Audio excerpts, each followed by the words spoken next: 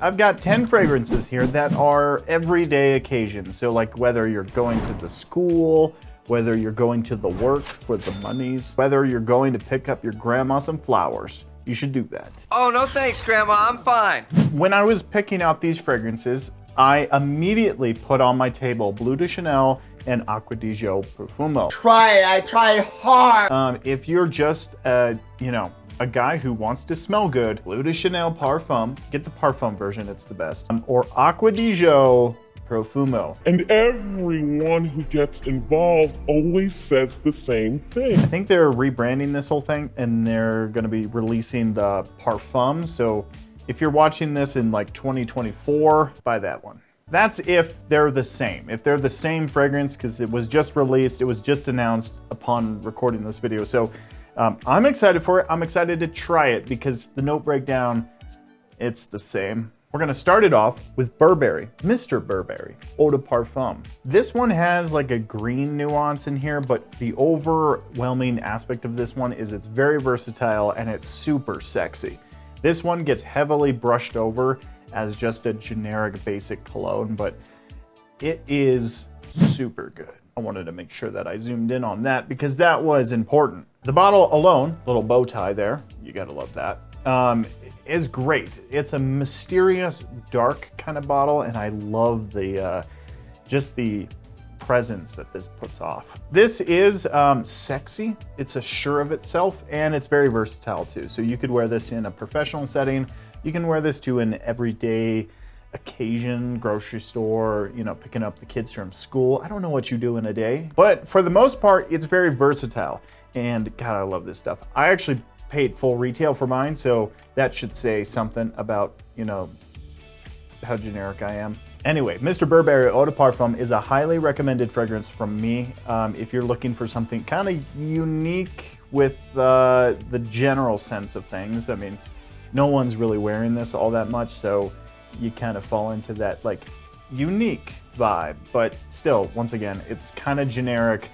It just has a little bit of uniqueness within the space of fragrances. You might be a little bit disappointed about the performance about it, but it gets you through a solid workday. And two, if you like a scent, if you find a scent that's really good for you, that you just like want to make your signature scent, but it doesn't really perform all that well, you can order little decants and you can just spray them in. Or you can buy those little, if it's your signature scent, you can buy those higher quality ones that don't leak everywhere, so you don't have leaky cologne pocket. That always smells good. If you're looking for something a little bit more fresh and a little bit more citrusy, I would recommend you Lemon Lime here. This is a very lemony fragrance, and it does border on that like citrus, woody, musky kind of thing going on in here, but it is very fresh. This one is heavily, endorsed by me for the summertime. The summer and the springtime, this thing really, really shines. You can wear this to any occasion, but really in the colder months, in the fall months too, it can be used that time too, because there's never a bad time to not smell good. Like if you're smelling good 24/7, you're gonna be a people pleaser. You're gonna be very attractive. You're gonna pull in raises, women, wives, Corvettes, the whole 9 yards, guys. So if you smell good all the time, that stuff will just flood into you. There's no reason to work. Some of my favorite stuff right here. I'm waiting for it to kind of warm up a little bit more because this one bombs in the high heat. I shouldn't say bombs. Bombs is when it means it's bad. It's beautiful in the high heat, I guess. I wanted to mention this next one because you guys know, if you watch the channel regularly, you'll understand why. But this one it's got some bergamot, but it heavily, what am I saying? Anyway, Dior Homme 2020. I think my brain just shut down there. Very versatile, lovely scent. The sport version is actually very excellent. Now I am considering buying a bottle of the sport version. The sport version came out in 2021, I think it was, but it has the same kind of deal as this one. It's just a little, anyway, back to this one. This one is super fresh. It's got that musky kind of cologne vibe that you're gonna, strive for if you want to be a basic generic guy. Nothing wrong with a basic generic guy. I am a basic generic guy, and I love life. And you've got sensational legs. Citruses, vetiver, musk, cashmere, and ISO-E Super make up this concoction of smelly good juice that is just one of my favorite fragrances of all time. Dior Homme 2020. The negative hype around this one, the negative criticisms around this one are everywhere on the internet, and don't let that persuade you from trying it out at least, because it is really something good. One of the recent additions to my collection is from the Killer Oud series, and it's a take on Beach Hunt by Amouage. And this is from Killer Oud. This is the Killer Oud series from Paris Corner, and this is Cabana. There's a lot to say with this one, but this one really, the best way I could just kind of boil it down for you guys, this is a classy gentleman. This is a sophisticated man. It really does have that beach hut in the Mediterranean. You smell like an elegant man with this one. There's some moss in here, and there's some vetiver nuances as well. So it's kind of a more mature, aromatic kind of fragrance. So you're gonna have a lot of great just professionalism with this one. So if you're a working man, I think everybody's a working man, but if you're a up-class working man, definitely take a look at it. For who would wear it, I would really put this on like a manager at like a Toyota dealership, and you sell thousands of dollars in cars. So if you want to sell cars, Toyotas to be specific, Cabana, man, Cabana. Another fragrance that has a lot of cashmere in it is this is from Nishane. This is B612, and this stuff is so magnificent. This is a little challenging, so I would advise you not to blind buy this one. Don't blind buy any of these, actually, just don't. Sample first, guys, sample first, especially if you're buying a bigger bottle. Just try to sample it first, because it's just gonna be sitting on your shelf. I have hundreds of fragrances that just sit on my shelf and collect dust because I didn't sample it. Don't be like me. This one is kind of challenging, not in the extreme facets, but it is pretty challenging. It's got high quality. Nishane is such an elegant brand. It has such good quality, and I would encourage you guys highly to pick your hands up on this one. That doesn't make any sense. Get your hands on it, like sample it, or if you're into being risky, blind buy it. Heavy lavender, but it relies mainly on the cashmere and like the vetiver at the base. So, or like the moss. I'm not sure if it's vetiver or moss. Really some splendid stuff. It is an up-class gentleman. This stuff is not for, you know, those guys who like Ambroxan or freshy fragrances. This one is a little bit more upscale, a little bit more classy, and a little bit more smart too. Like a smart dude would wear this. The next one on this list is Ministry of Oud, Oud Royal. And this is an extract de parfum, and it is so good. So this is a clone or a take on Creed's Royal Oud. And Royal Oud is one of my favorite Creed fragrances. I smelt it once and I fell in love with it, but I fell out of love with it really quick because of the price tag. And it turns me off every minute of every day. I wake up in the middle of the night screaming because Oud Royal is $500. I am the nightmare you frighten your children with. Ministry of Oud here. This is not $500.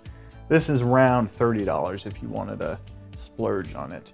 You could get away with buying it for $40. I wouldn't be mad at you, and you shouldn't be mad at yourself if you bought it for $40. Look inside you and Spread that love into the world. Such a splendid oud. It has such an amazing, beautiful character. There's some pink pepper in here, so you got like a pink pepper sauvage kind of thing going on at the top, but it's underlying, like, how can I put this? The underlying facet of this one is that heavy oud, but it's such a smooth, pleasant oud that's not really too offensive. Oud can come across, let's just be honest, oud can come across dirty, earthy, weird. And you don't want to be dirty, earthy, and weird, because that's what, you know, your uncle was, and that didn't work out. So it has everything pleasant about it. It really has something like truly remarkable about it. I notice that I say that a lot with every fragrance I sniff. I'm like, This is remarkable.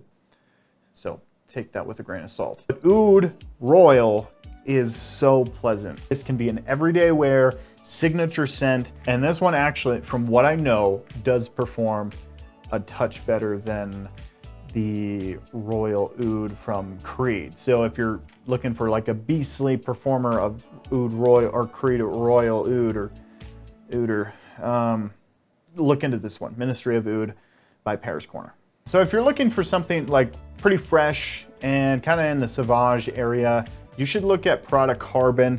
Prada Carbon is a significantly big step up from the original Sauvage. The original Sauvage, it's very sharp, and it's a sharp synthetic. It's like a ambroxan, just punch you in the face, very sharp, very projecting. Like if you want to get attention, just get Sauvage Eau de Toilette. Carbon has like a lavender nuance in here that really kind of rounds it all out, and it is so smooth. There is like a mineral kind of like metal kind of vibe with this one, and it is pretty nice. It is really elegant, really pleasant. This can be worn to school, to work, to take the cat on a walk. Why you are taking your cat on a walk, I have no idea, but you can do that with this. And you might get a compliment like walking your cat. Fresh, inviting, invigorating. It's pretty damn good, I have to say. I actually got a compliment. It was a third-party compliment. We should get into all the different compliments that you can receive with fragrances. You can get a wife, you can get, you know, pigs in a blanket, you could get compliments from email, and that's what I got. I got a compliment from my email.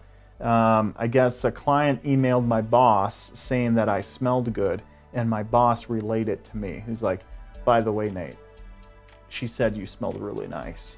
Third-party compliments are the best, you gotta love them. H24 Eau de Parfum is another beautiful, sexy scent that you can wear this anytime, anywhere. This one has a lot of flowery nuances in here. It's got some moss, oak moss kind of character to it.